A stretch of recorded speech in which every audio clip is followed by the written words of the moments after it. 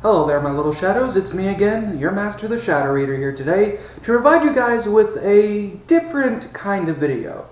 Now, you might be staring at your screens probably wondering, what in the world are you doing? What exactly are you making here? Are you doing a food review? Are you doing a food tutorial? Or what the heck are you doing?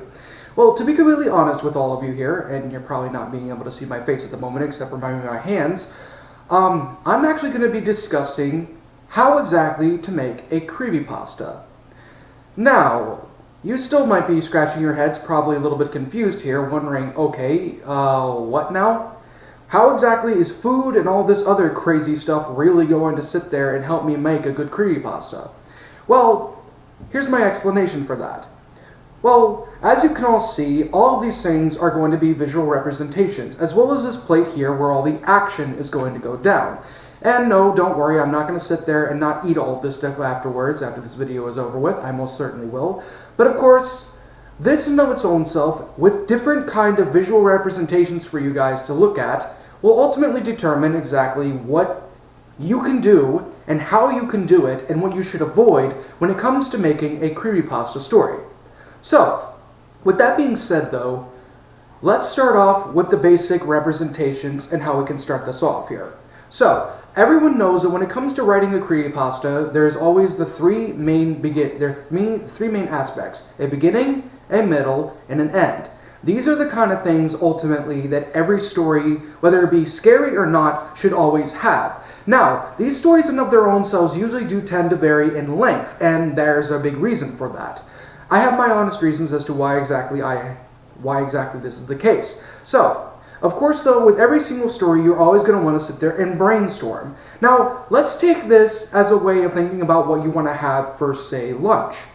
Take that as a way of a brainstorm. Like, what exactly do you want to eat, and how exactly are you going to make it? For example, we're going to be making a peanut butter and jelly sandwich as our first aspect of representation when it comes to creepypastas. So, what exactly do you usually start off with whenever you're making your story? Well, for one, you need your base, which of course is bread. I have Wonder Bread, but of course I just tore that. But anyway, bread. Bread is the main base here of your story. This is the number one concept right here that ultimately will help shape and form the creepypasta you want. So, with that being said though, just because of the fact that I'm using Wonder Bread does not always mean though that you should use Wonder Bread for your stories. Wonder Bread, or regular old white bread if you want to call it that way, can be a good visual representation of a rather simple and kind of basic creepypasta. Now, if you want to get a little bit bolder, you could use 100% whole wheat bread. That could represent a story that has a little bit more of a base and a, has a lot more of a base, and if anything, has a bit more of a bite to it, if you want to put it that way. That could also represent the story having a lot more of maybe a better detailed storyline or something along those lines. Or, if you really want to get crazy, you can go and use sprouted wheat bread, or basically Ezekiel 4:9 bread, or any remote kind of bread that's extremely organic. That in and of its own self can represent a story that is not only completely built up with a proper backstory, but also has characters and other things like such that will ultimately be a part of your story, which will have good characteristics and good quality. Now, understand though that this is simply the base of the story. This right here is in and of its own self your startup. But that doesn't exactly mean, however, that this in and of its own self is what the whole story is going to be based on. Because let's be honest here, people. Are you really just going to eat a bread sandwich? I mean, it's like with the creepypasta. Unless you have something in there, you can't really call it a sandwich. You just can't. So, getting back to the whole aspect of the sandwich process. This is ultimately going to go into the concept of butters. Now, I know for a full-on fact that I don't have a whole lot of, different butters here to make a representation, but you should understand what I'm getting at here. Let's start with peanut butter. So, there are varying forms of peanut butter. The peanut butter in and of its own self represents the storyline. The storyline that in and of its own self kind of more or less binds everything together. Now, this is where things kind of can either go at a hit or a miss when it comes to your creepypasta story. For example, peanut butters vary when it comes to where you get them at. If you say were to go to the Dollar Tree and buy one of their small jars of peanut butter, that could be a good representation of your story not being a very well-made and sticky story. Basically, it's a startup of the intro in and of its own self.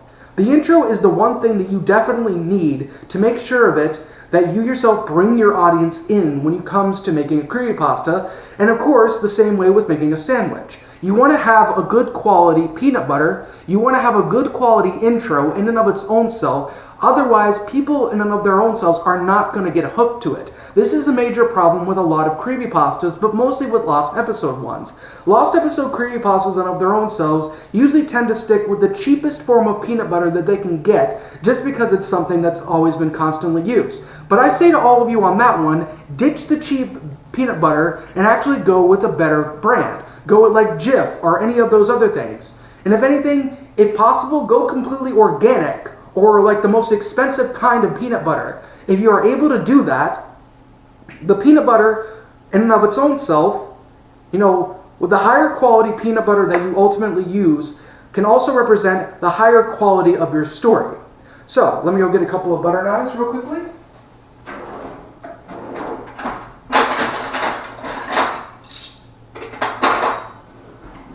To help further give a proper demonstration. So, this is another concept. So you got in your peanut butter and everything and you're ready to spread it on. Now, let me ask you all, is this scoop of peanut butter right here that you're looking at in the camera, is this enough to spread this entire thing and make a good sandwich? Technically speaking, no, and I will demonstrate that. Now, this is a very sticky peanut butter, but notice is how the entire thing doesn't exactly really go well. Even though I'm trying to spread it out as much as I'm able to spread it out, here with this butter knife, it doesn't exactly cover every ounce of the surface. It doesn't exactly cover every single surface. And there's a reason for that. That shows that while you are ultimately trying to use a good, spread of peanut butter and such, if you don't use a good amount, a perfect amount in of its own self, you're going to have a problem, because all this white edges right here, these representation right here represents plot holes in your story, or plot holes in the beginning story in of its own self, which will really destroy the story in and of its own self. Now, with that being said though, even though that's a very small amount, let me ask you this question here. Is this enough peanut butter? Now, I understand that some people have their varying degrees of peanut butter when it comes to this kind of thing. But truth be told though, looking at that, you know for a full-on fact that is too much peanut butter. See, if you have way too much peanut butter, meaning you have too long of an intro, you're not really going to do a whole lot other than sit there and bore your audience. And of course, when you make a peanut butter and jelly sandwich, you yourself, if you put too much peanut butter on there, it's going to be so sticky that it's going to be hard for you to eat. Of course, this is usually where the jelly comes into terms here, but that's another thing too. But of course, even with peanut butter though, when it comes to your story, you want it to not be too short, and you don't want it to have plot holes like it has right here, but you don't want it to be extremely gloppy either. You want to have a rather moderate amount, like say something like this. A couple of spats, perhaps, of peanut butter will probably do you a lot more good. Now, take a look at this. A lot more peanut butter, and it's spreading out rather evenly. It's helping the sandwich in and of its own self fill up the entirety of its holes. And with that, that is the perfect way of being able to make a good story. You want that edge. You want all the edges to be completely covered, but you don't want it going over the edges either when it comes to your story. You want your story to have a good beginning. You want it to have something that will entice your audience, but not be too long either, but at the same time, you don't want it to be too short or completely illogical, because like I mentioned before, it will ultimately screw up your story. So, and of course, with the different kinds of peanut butter you use, or other nut butters, shows exactly what exactly you could put in. Now, I want to talk a little bit about specific nut butters as well, and what they all represent. Nut butters in of their own self can represent each and every genre of creepypastas. For example, I'll use peanut butter as a form of lost episode creepypastas. That in of its own self is a topic that, well, granted, maybe doesn't exactly correlate too well with peanut butter because everyone uses it. So maybe let's go with sunflower butter, perhaps, or sunseed butter, or something along those lines. Sunflower seed butter. Very few people are able to use it because it's extremely expensive, but at the same time, it can be relatively overrated. And peanut butter can be the same way as well, but still though. The main thing though is that you want to select your nut butters properly. You don't want to get garbage butters like reduced fat peanut butter or any of those things, because that in of its own self represents a really cheap tactic and way of making a story. So, now that we've managed to get the peanut butter out of the way, let's put this to the side here. I'm going to keep this here because I have to keep my knife here. And let's move on to another component of your story, the jelly. Now, or jam. Now here's something else I can certainly say about the concept of jam. Whether you use jellies or jams, this is ultimately the lubricant that will ultimately make sure that your story, while it sticks, doesn't stick too much. The one thing you don't want with a story is for it to be too sticky. Because I can guarantee you all right here, right now, if I were to eat this with nothing to drink, this would be really, really difficult for me to pull off. And there's a big reason for that. The main reason being why exactly it'd be hard for me to eat is that there's no base. While there's a base here, there's nothing here to help lubricate all of that. Now, what exactly does the jelly in of its own self really represent, or the jam specifically? The jelly in and of its own self represents the flow of your storytelling. The storytelling in and of its own self has to flow properly. And like the same thing with the peanut butter sandwich, or a peanut butter and jelly sandwich, you want to have enough, that way it's completely flowing well. Now, like with my peanut butter thing, I'm going to show you guys a bit of a representation here. Now take a look at here. Is that enough jelly? To answer your question, no. Why? Simple. It's not enough. See, when it comes to a peanut butter and jelly sandwich, you want to make sure of it that every side of it, like with the peanut butter, is spread out evenly. Unfortunately, like I said before, there's not a whole lot of it on here. And the main thing you want, obviously with your story, is for everything to flow out well, for everything to come together in one perfect story, or in this case, one perfect sandwich. Now, not only that though, but the flow of the story itself has to be perfect. But of course, as we all know, if I were to eat this right now, I would still have trouble. There'd still be a little bit of a flow going through and a bit of lubrication with the meat, with the sandwich and everything. But unfortunately, though, we have to take in consideration that that's not a whole lot, and thus it won't help the story flow well, and there could be a lot of problems in the very end when it comes to making a creepypasta. So, what do I do next?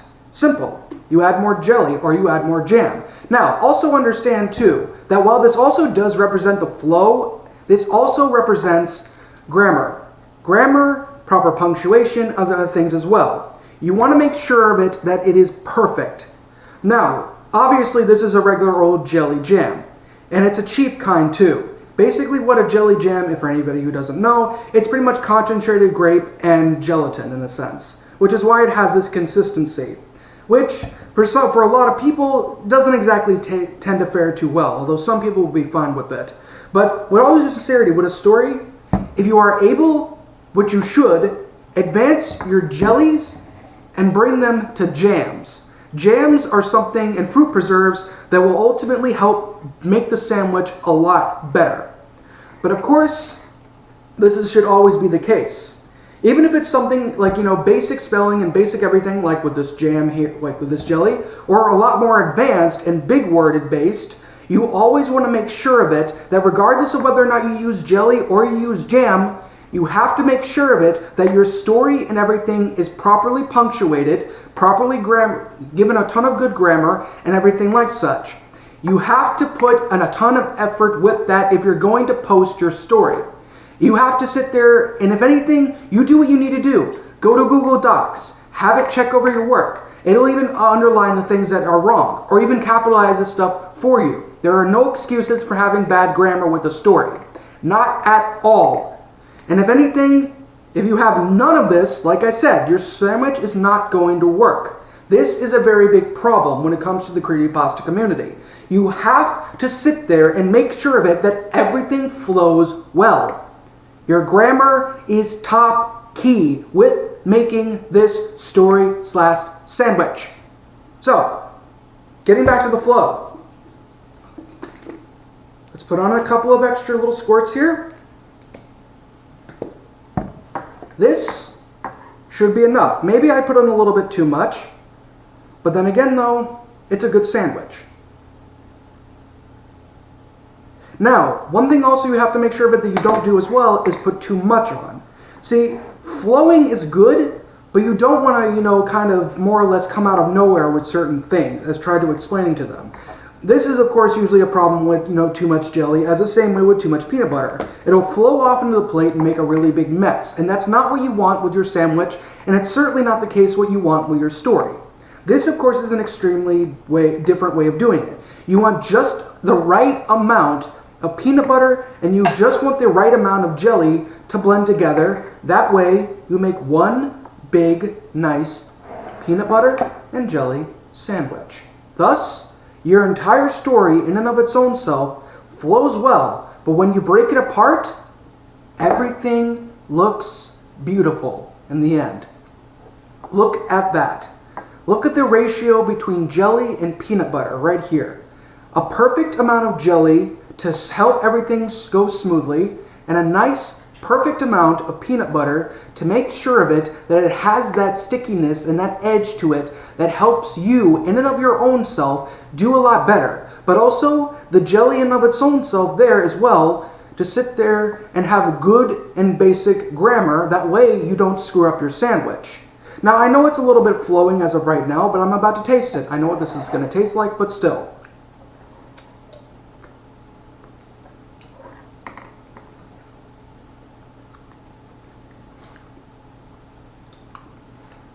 Not a bad sandwich. Not bad at all. Tastes really good. It flowed well. And if anything, the sandwich in and of its own self flowed fine. I didn't need to drink anything to help it all go down, although I got a beer right here to drink. Everything else in and of its own self worked out fine.